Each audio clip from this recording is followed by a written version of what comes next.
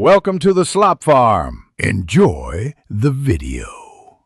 You begin by importing the image at full resolution and immediately duplicate the background into a non-destructive layer so you can experiment without losing data.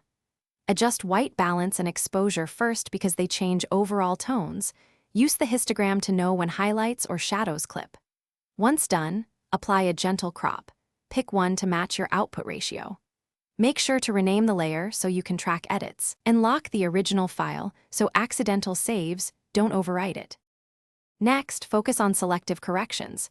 You should use brushes to locally tweak exposure, temperature, and clarity where needed, because global edits can flatten the image.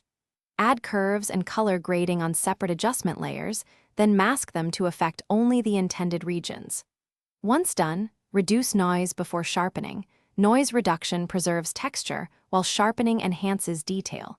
Make sure to check at 100% zoom during this mid-process step, and toggle layers on and off to confirm each change helps the composition.